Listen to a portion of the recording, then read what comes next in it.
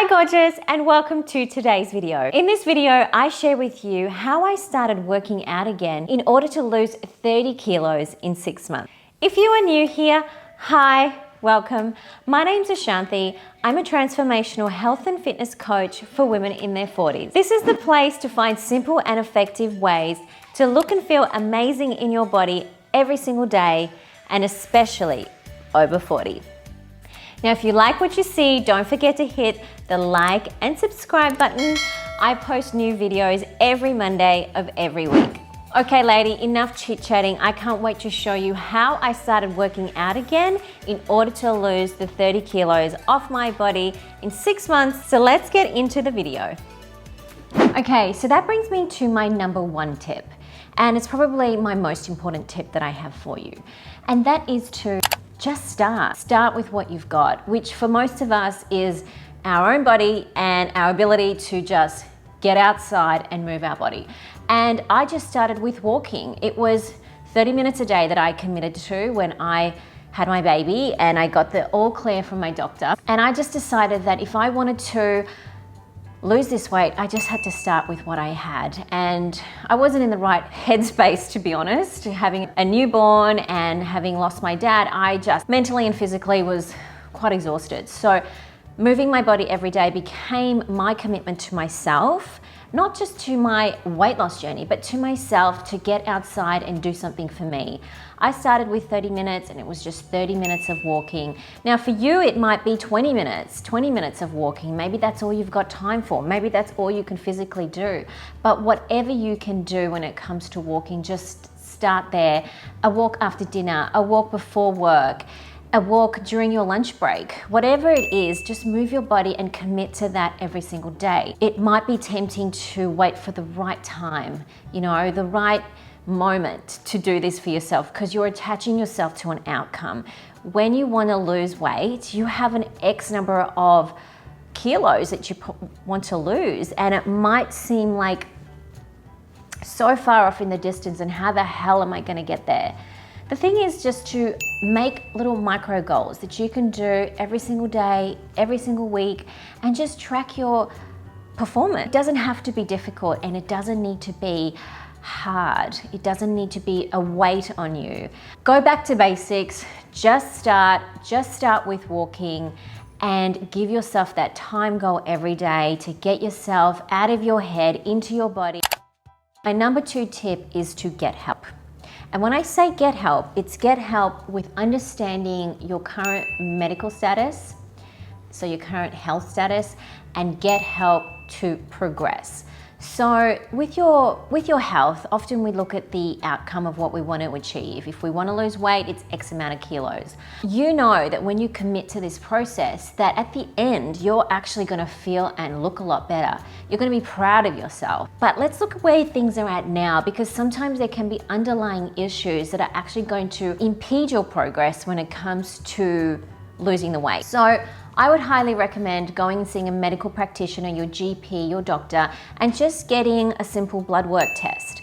That way you're testing for things like cholesterol and your sugar levels, as well as test your blood pressure. Those basic measurements, they're a really good indicator of how your heart and lung is functioning, your levels of stress at the moment that you might be unaware of.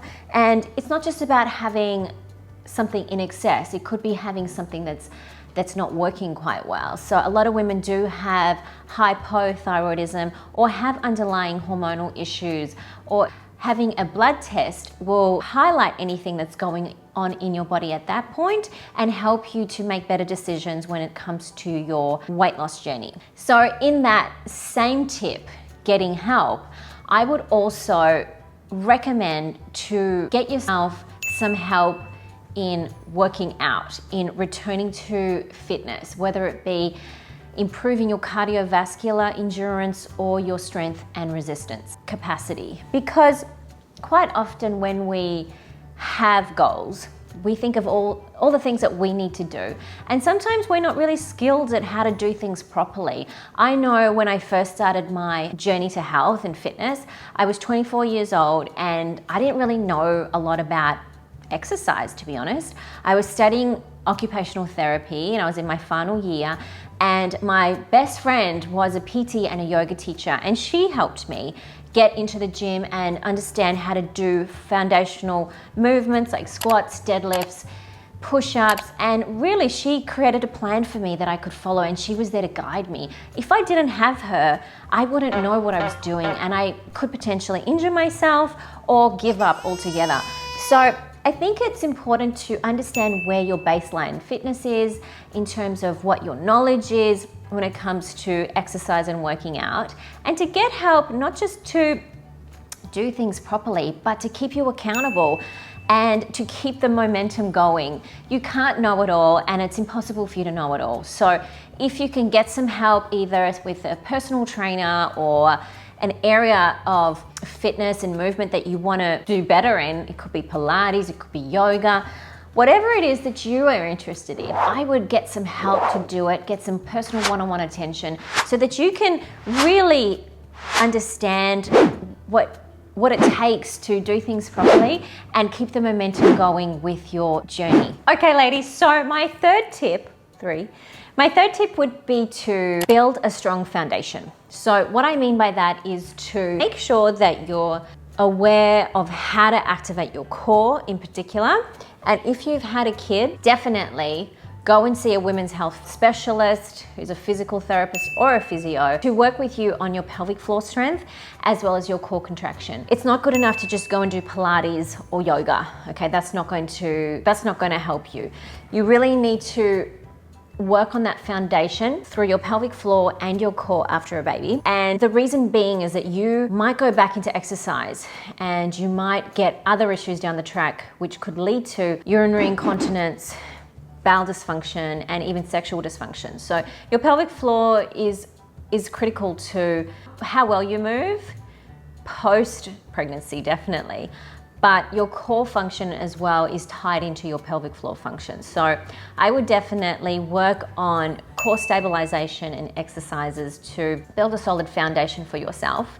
And in saying that, I would just start off slow. So floor work in particular is recommended for everybody, but also body weight exercises. So making sure you know how to do basic movement patterns, squats, push-ups, lunges, rows, deadlifts, rotational movements, plank, things like that. Really basic body weight exercises that you will need to do and understand how to do in order to then add further resistance and more time under tension.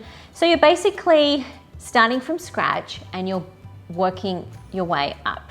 First, focus on the foundational movements. First, focus on your core, the basic movement patterns, incorporate some kind of light resistance, and then incorporate more time under tension and more weight training. So that way you can really get the benefits of looking and feeling good, and you're not putting any unwanted stress and pressure on your joints, and you're building a strong foundation.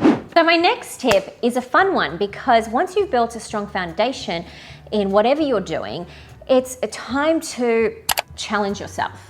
Okay, I think you get to a point in your fitness journey where you know what you're doing, okay? And maybe now you're kind of going through the motions, and maybe now it's time for you to challenge yourself and get yourself out of that fitness funk. Because what happens is, if we keep doing the same things, we just get better at doing those things. So I would recommend you set yourself some kind of performance goal. Maybe you're a runner and you've been working your way up to running for 20 minutes. Maybe you add 30 minutes and maybe you build up that way. Or maybe you're in the gym and you're doing your workouts and it's going great, but you really want to set a personal best, maybe in your squats. Whatever it is that you enjoy, maybe set a goal around it so you're challenging yourself. And give yourself a fair amount of time to do it. Just challenge yourself in that time to do a little bit more and keep it interesting. My last tip has to do with making this journey fun. When you've got a lot of weight to lose, it can take a lot of time. And I think what I have spoken to you about, there are no set time increments to achieve any of those things. I would definitely break it down month to month for yourself, not in terms of your weight loss month to month, but your kind of exercise program month to month. Give yourself rest days. okay? Don't just keep on pushing yourself. Rest days are going to help you perform better, limit injury and illness. Making sure that you're planning enough rest days in your week is super important, and enough fun things to do. So it's not always about the workout plan and pushing yourself and challenging yourself. Maybe you want to go and you want to do your 30 minutes with a friend. So call a friend and have a social chit chat, or try yoga, or try Pilates, or if you're feeling strong and you've worked on that baseline fitness, go ahead and book in a boxing class.